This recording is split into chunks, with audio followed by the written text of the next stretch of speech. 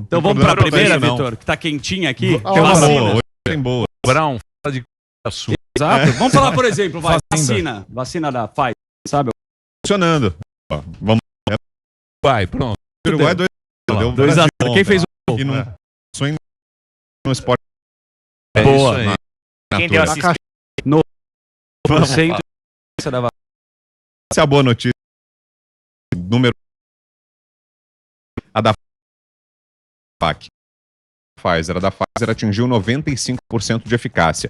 Quem disse isso foi o próprio laboratório, foi a própria fabricante, a própria Pfizer. Ela informou ter concluído a fase 3 dos estudos. As vacinas passam por 3 fases de testes e a vacina da Pfizer, então, chegou à fase 3 e, segundo a própria Pfizer, chegou a esse índice de 95% de eficácia, o que é muito alto, é muito bom. 95% de eficácia significa que a chance de uma pessoa que recebeu a vacina pegar coronavírus é 95% menor do que um não vacinado. Então, o cara que não tomou a vacina teria 95% mais chance de pegar a doença do que alguém que tomou a vacina. Foram 43 mil pessoas que participaram desse teste, que receberam a medicação, 170 pegaram Covid-19. Só que dessas, só 8 pessoas tinham tomado a vacina. 162 não tinham tomado, tomaram o placebo. Então não é que 43 mil receberam a medicação, receberam alguma substância, metade recebeu a medicação, metade recebeu placebo. E aí, entre os 170 que pegaram Covid-19, 95% não tinham recebido a vacina. Então, indicando que a proteção é alta, que a chance de alguém ficar doente recebendo a medicação é baixa. E aí a dúvida agora é se essa vacina da Pfizer vem aqui para o Brasil ou não. Ontem já houve uma reunião no Ministério da Saúde para negociar isso, para negociar a compra da vacina da Pfizer. Por enquanto o governo ainda não adquiriu, até porque tem um problema logístico. Essa vacina da Pfizer, ela precisa ser armazenada numa temperatura muito baixa, 70 graus negativos. E aí o transporte da vacina é complicado. Existem outras vacinas que podem ficar numa temperatura menor, menos 20 graus Celsius, então são mais fáceis de serem transportadas, mas mesmo assim o governo está negociando. Ontem teve essa reunião com o pessoal da Pfizer, o Ministério da Saúde diz que assim que houver a aprovação, pode sim comprar essa vacina. Tem ainda essa semana reuniões do Ministério da Saúde com o pessoal da Johnson & Johnson, de um laboratório da Índia que está produzindo vacina, e do Instituto Gamaleya, que é o da Rússia, que está produzindo a Sputnik V. Então o governo está avaliando aí outras opções de compra de vacinas, já comprou as vacinas de Oxford, que assim que receberem a aprovação vão ser compradas pelo governo federal, e além disso a Fiocruz, que é ligada ao governo federal, vai receber a tecnologia, ou seja, vai receber a receita para produzir aqui no Brasil também. Então são várias frentes, né? E aí a da Pfizer é bastante promissora. Além dos 95%, a vacina é segura, porque uma coisa é eficácia, outra coisa é segurança de danos. E agora eles vão mandar nos próximos dias para o FDA, que é a Anvisa lá dos Estados Unidos. A expectativa é que ainda esse ano comece a vacina lá nos Estados Unidos e para o Brasil, se negociado, deve chegar em abril esta vacina, que é uma das mais caras, até a gente estava conversando, né, Emília? Essa e a da Moderna tem uma tecnologia mais sofisticada. É o DNA, nunca teve essa vacina, né? Que é o DNA sintetizado que faz uma nova tecnologia de vacina. A chinesa, são as duas únicas. A chinesa, por exemplo, é com vírus inativado, que é um método que já é usado em vacinas de outras doenças. Então, não é tão novo e aí ela é mais barata. A russa também e a de Oxford também. Isso, Não é isso? Mas aí a da Pfizer tem essa Agora, tecnologia tem uma notícia boa também, diz que o Bill Gates está desenvolvendo um case com gelo seco, né? Para ter essa logística, para essa vacina que precisa de uma temperatura muito baixa. Me parece que ele está desenvolvendo esse... porque vai ser uma loucura. Já fazia com sorvete. Imagina você entregar essa vacina no mundo inteiro. Que genial. O que é complicado. A logística, e essas são mais caras também. O Bill Gates que cantou a bola, né, do vírus, né? Boa. Vamos falar mais sobre o Coronavac? Teve outra notícia boa também de vacina sobre a Coronavac. Foram publicados no The Lancet, que é a publicação científica mais importante do mundo, foram publicados dados sobre a Coronavac. São os resultados da fase 1 e da fase 2. A Coronavac agora está na fase 3, que é a fase final, mas nas fases 1 e 2 ela induziu a resposta imune e foi segura. Isso segundo os pesquisadores que avaliaram. Ela foi testada lá na China, a Coronavac, está sendo testada aqui no Brasil, mas esse estudo se refere à fase de testes lá na China. E aí as conclusões são essas, que ela atingiu os 2 pré-requisitos, como o Sami falou, não basta a vacina ser eficaz, ela tem que ser eficaz e segura. E aí, no caso da Coronavac, esse estudo que saiu na The Lancet indica que sim, que ela é segura e eficaz. Aqui no Brasil está junto com a da Pfizer na mesma fase, aguardando a aprovação da Anvisa. Se vier a aprovação, aí a gente pode ter a aplicação. O governo de São Paulo está dizendo que ainda essa semana chegam novas doses. O Instituto Butantan vai receber na sexta-feira novas doses da Coronavac. Até o final do ano, 46 milhões de doses, mas elas vão ficar guardadas, armazenadas, à espera do aval da Anvisa. A Anvisa dando registro para vacina, aí ela já está aqui à disposição. Mas vai demorar 6 meses. E a fase 3 é aqui. Ainda. E a fase 3 é a que importa, porque é mais gente. São, parece, 40 mil pessoas no grupo para então, quer dizer, essa que saiu da Coronavac ainda inicial não vale para isso. Não milhares. Outra coisa, Vitor, que eu ia te perguntar, o Adriles aqui está me enchendo. Ah, não. Nossa, o Adriles está bloqueia. Ele falou que o Ted Cruz, eu vi esse vídeo, o Ted Cruz, que é um senador americano, entrevistou o dono do Twitter. Ele falou o que define um publicador. Porque aquela questão, o Twitter é um canal de notícias ou não, e aí ele pegou o argumento do dono do Twitter, né, do CEO do Twitter, que é o Jack Dorsey. O Barba Linda. E aí tá em trending topics. O Adriles parece que ficou bastante excitado com a resposta, o que não é bom, porque aí ele enche o nosso paciência. Tá com tempo livre na quarentena, né? Ninguém chegou a ver esse vídeo, né? Eu vi. Nós vimos. Esse vídeo já é velho. Fala pra ele que ele tá um pouco... 2 semanas. Manda ele lavar uma louça na casa. Limpar lá aquele apartamento dele. Ele fica lá, Muito bem. Vamos o quê?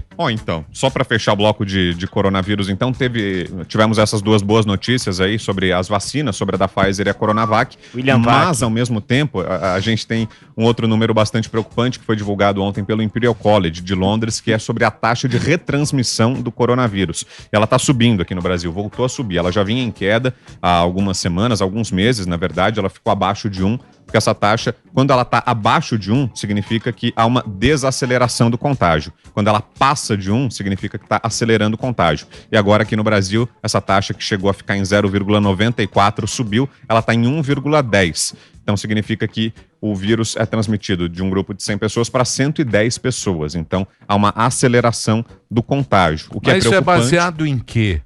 Então, na quantidade meio de pessoas chute, contaminadas. Né? Não é feito... Não é meio um chute? O Sam pode explicar melhor como é numericamente, mas é na base de pessoas contaminadas. A taxa R, você pega... O que acontece? É quando você contamina. Quando está acima de 1, é que uma pessoa está contaminando mais de uma.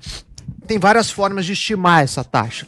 Tem por número de casos, que eu não gosto, porque casos depende se você está fazendo mais teste ou não, da classe social. Por mortes. Por mortes. Eu gosto de fazer por mortes. O Imperial College, salvo engano, que é essa que foi calculada, é a metodologia, foi por casos. Mas, de qualquer forma, é o alerta. Acima de 1, cresce exponencialmente, então vale o alerta, precisa ver aí a metodologia. Eu gosto por mortes, ainda que você tenha esse atraso, eu acho mais confiável do que o número de casos. A região do país tem mais dinheiro, tem mais teste, rico faz mais teste do que pobre, então tem uma série de ressalvas, mas de qualquer forma, não dá para cravar, mas assim, que a gente tem que tomar cuidado, eu não tenho dúvida, assim, não dá para ignorar os riscos do vírus e de uma segunda onda, mas ainda não tem segunda onda. Vejam um caso de Adrilles Jorge. Sair aí do rebanho. Mas parece que foi um motoboy que passou pra ele no encontro, né? Aqui no Trianon. No encontro. Ele foi pedir uma pizza especial de canquelute, calabresa com cebola. E aí teve um que eles chamam de garoto do Trianon. Acontece, viu, gente? É o estrogobofe, pizza estrogobofe. Acontece. Catupiroca, que ele adora. Catupiroca. Pediu uma meia catupiroca e meia mozzarella. Ele fez franga com catupiroca. A vida real, ela nos proporciona essa surpresa. Muito bem. Pesquisas de segundo turno para Rio e São Paulo. Vamos lá. Começaram, né? Começaram a sair agora as pesquisas do segundo turno. Ontem saíram pelo menos 2 aqui sobre São Paulo, do Real Time Big Data, que é da CNN Brasil. Saiu uma do Paraná Pesquisas também. Aqui em São Paulo, as 2 apontam mais ou menos o mesmo cenário. A Real Time Big Data aponta 60-40 para o Bruno Covas, 60% dos votos válidos para o candidato do PSDB, Bruno Covas, 40% 20% para o candidato do PSOL, Guilherme Boulos. Essa aí que está na tela é do Instituto Paraná Pesquisas. Segundo a do Paraná, o número é bem parecido. Covas teria 61,5%. E Boulos 38,5%. Lembrando que essa pesquisa já é feita com votos válidos, então já são descontados os votos brancos, votos nulos, os indecisos também, e é o método que é usado na apuração. Então, é uma pesquisa que já reflete mais próximo o resultado que a gente pode vir a ter no segundo turno, então os dois estão mais ou menos nessas bases, 60-40. Bruno Covas na frente, com 20 pontos de vantagem, é mais ou menos esse o cenário aqui em São Paulo. No Rio de Janeiro, a vantagem do Eduardo Paes é maior. A pesquisa do Real Time Big Data da CNN aponta 71-29. 71% dos votos válidos para o Eduardo Paes, 29% para o Crivella. Então lá no Rio tá um pouco mais difícil para o Crivella reverter. Vou amassar esse bispo, né? Pô, vai ser feio o que eu vou fazer com ele, né? O cara malandro, né? Muito apagão no, tem que se no preparar, Amapá. né, porra? Vai ser feio. Apagão de novo? Então, ontem, isso é preocupante, né? Ontem à noite, mais uma vez, tivemos apagão no Amapá. Não havia sido solucionado o primeiro apagão. Eles estavam ainda num sistema de rodízio de luz, os moradores de uma determinada região recebendo luz por algumas horas por dia e funcionando esse rodízio. E aí ontem à noite a gente teve um novo blackout total. Caiu energia de forma total, generalizada. Não se sabe ainda as causas desse novo apagão, mas já são 2 semanas de falta de energia. Foi na terça-feira da semana anterior, aquele incêndio na subsidiária. E aí ontem à noite, um novo apagão. Esse sistema de rodízio acabou sendo surpreendido por um novo apagão. Não se sabe as causas. O Ministério de Minas e Energia divulgou uma nota dizendo que as investigações estão em andamento, que há uma instabilidade no sistema. Então, as causas ainda não estão claras, mas fato é que é um transtorno gigantesco para quem mora lá no Amapá. Uma situação absurda de calamidade, né? E isso gerou protestos, inclusive, vai se tornando um caos social, porque as pessoas vão ficando revoltadas, vão às ruas. Nada que justifique violência, mas de qualquer maneira, essa é a situação por lá. Os hospitais ainda continuam funcionando na base de geradores, o que é pelo menos um alento, né? Afinal de contas, num momento como esse, os hospitais estão sendo muito procurados, mas o apagão continua. A previsão era que voltasse a energia no final de semana passado, mas agora já foi atualizada essa previsão e as autoridades falam em 26 de novembro. Então, seria na quinta-feira da semana que vem. Quase 3 semanas, mais de 3 semanas de apagão. Sabe de onde é que tá o Alcolumbre no meio desse caos? Onde? Eu que te pergunto. Não. Sabe, ele foi pra lá, ele tá muito envolvido com essa o história. cara com a caneta na mão, tem aquele telefone pesado e esse caos aí. Ontem ele até apareceu fazendo uma entrevista com o ministro de Minas e Energia lá em Brasília, divulgando nota. Ele tá fritando, ó. Tá fritando. Quanto tempo? Fritou. Agora tá. Voltamos. Pelo menos voltamos. Lá, Cara aqui a gente tá 1 semana. Tá feio. Isso. Lá 2. Então, você do Amapá, Competição. nossa solidariedade a você. Aqui também. Não acha que aqui tá tranquilo. E aqui não tem data pra voltar. Não tem previsão. E tanto no Amapá como aqui, a culpa é do Bolsonaro. Muito bem. O que mais? Ontem o Superior Tribunal de Justiça tomou uma decisão importante em relação ao Flávio Bolsonaro. Grande Foi paralisada a análise de um recurso da defesa do Flávio Bolsonaro, que está em julgamento lá no STJ. O ministro Noronha pediu vista, ou seja, é uma interrupção. Ele pediu mais tempo para analisar o caso, então é como se o Flávio Bolsonaro, nesse recurso dele, ganhasse mais algum tempo. Foi uma vitória da defesa do senador Flávio Bolsonaro. Esse recurso dele trata do caso das rachadinhas, né, no qual ele é acusado de ter liderado ou de ter permitido que no gabinete dele se instalasse um esquema de desvio de dinheiro público, de pagamento de salários a funcionários fantasmas, e depois ele receberia de volta esse dinheiro. Então agora a análise do recurso foi interrompida. Só para fechar uma outra questão judicial também, no Supremo agora está para ir ao plenário físico, o julgamento sobre se o Bolsonaro pode ou não pode bloquear seguidores nas redes sociais. Eu não entendi isso aí. Pelo amor de Deus. O Carluxo, então. Oi?